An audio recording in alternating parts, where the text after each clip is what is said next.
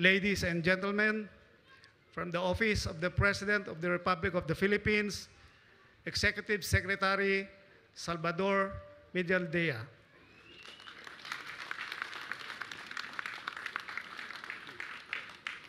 Maraming salamat po. Please take your seats. Magandang umaga po sa kanilang lahat. Ako po si Salvador Medialdea, Executive Secretary of the President of the Philippines, Rodrigo Roa Duterte. And it is my singular honor to stand in this hallowed ground, honored grounds, where presidents and dignitaries have stood before me upang magbigay ng isang taus-pusong galang at dignidad sa lahat ng kahangahangang veterano ngayong araw ng Kagitingan.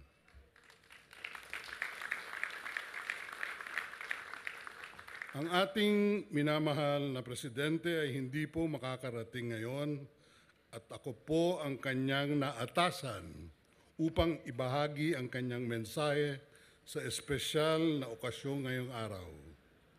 Before anything else, I would like to greet the following.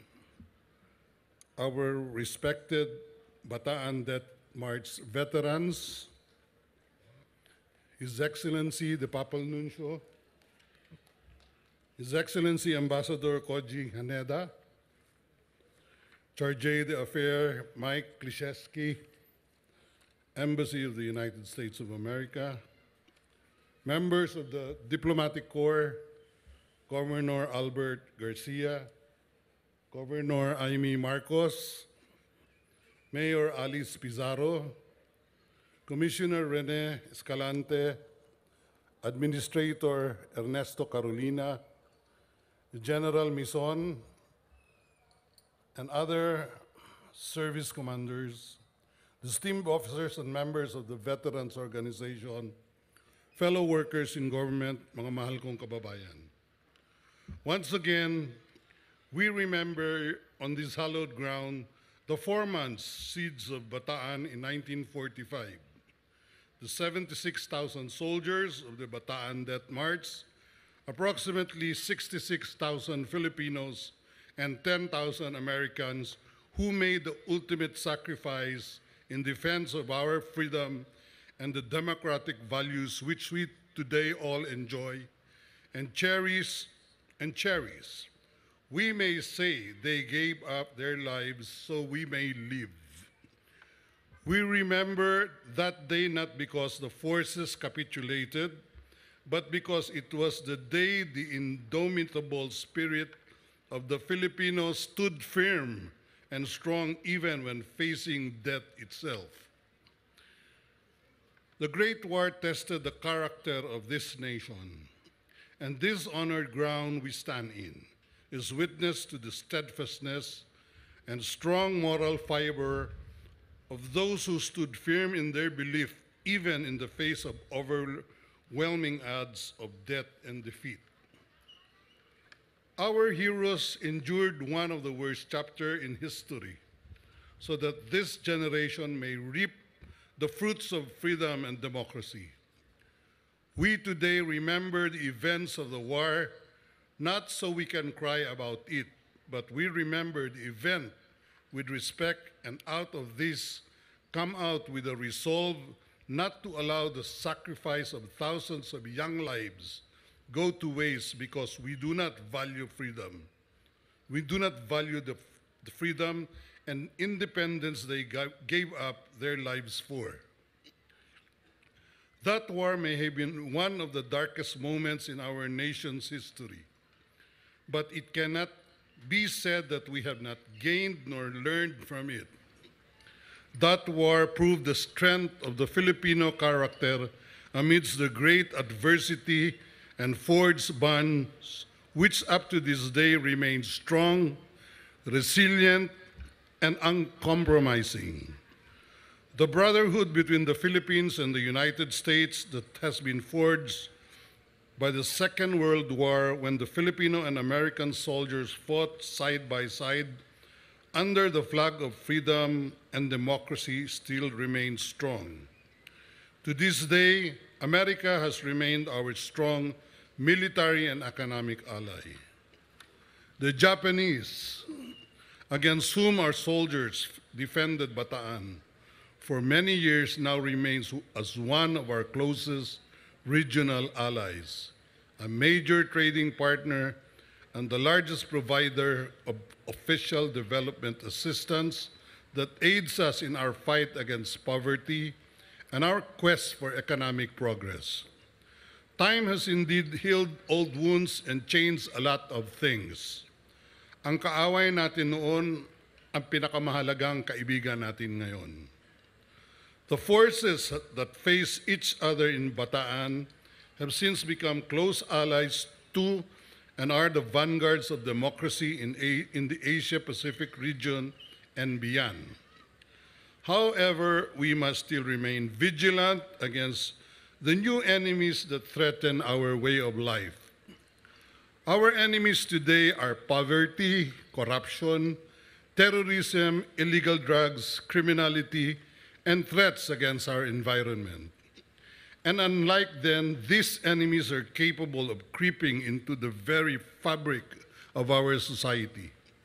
It is only constant vigilance, courage, and by saving our nation from these forces that we can continue to enjoy the liberty that our forebears fought for. Another threat that we should diligently guard against and not allow to prosper are the acts against our sovereignty and democratic processes by foreign bodies. I now take this opportunity to congratulate our armed forces and our new heroes, our officers and men and women of the armed forces of the Philippines and the Philippine National Police who served in the Battle of Marawi so that our government can free the city of Marawi from the clutches of the ISIS. We pray for the 165 soldiers, police officers who gave up their lives to free the city. They are all our modern-day heroes. It is therefore in this light that we invoke on the strong moral fiber that our forebears demonstrated and which this generation must bring to the fore so we can fight our modern-day enemies. Let us all be vigilant and passionate in preserving our freedom and sovereignty. Likewise, it is by right that the generation who benefited show gratitude by making it our solemn duty to ensure that the legacy of our heroes will not be forgotten, but be forever etched not only in history books, but in the hearts of succeeding generations, especially now that most of them are in the twilight of their lives. I am therefore happy to lead the groundbreaking of the Mount Samat Flagship Tourism Enterprise Zone, which will develop this shrine into a national park. May the heroism of our war heroes be immortalized by the various facilities that will be erected here, which will include an underground museum, a memorial circle, a forest reserve zone, an agro-residential zone, and a center for World War II studies. Through this development, we are optimistic that visitors, Filipino and foreign tourists alike, will indeed remember and appreciate the heroic stand of the Filipino and American soldiers, and it will bring new meaning to their lives. Now that the heroes are in the twilight of their lives, it is our responsibility to ensure that they would live the kind of life that befits their sacrifice and stature. After all, we owe to them the freedom that we enjoy now. This government therefore assures our more than 44,000 veterans, over 6,000 of which fought during World War II, that we will improve the administration of their pension accounts, provide better health benefits in PVAO-accredited hospitals, and produce more graduates through educational benefits for their dependents. I am happy to report that as of last month, we have managed more than 201,000 pension accounts of living veterans and their dependents. Also, for the full year of 2017 until last month, more than 6,000 veterans and their dependents have benefited from the Veterans Hospitalization and Medical Care through 270 PVAO VMMC accredited hospitals. I am also glad to inform you that since 2017 until last month, we were able to subsidize 50.7 billion worth of educational assistance for the Scholar ng Mga Bayani program, which produces 450 college graduates annually. This proves our commitment to look after the welfare of our veterans who have offered all that they got just to secure their future that we now enjoy, but which we sometimes take for granted. This shrine was erected in their honor, and we come here every year to pay tribute to their valor. We owe it to the remaining veterans of that great war to see that the blood that they shed in the name of freedom were worth it. The patriots whose blood stained this ground deserve the best from the people for whom the ultimate sacrifice was given. Let us all be worth that sacrifice. Mabuhay ang mga bayani ng Bataan. Mabuhay ang Pilipinas. Mabuhay tayong lahat.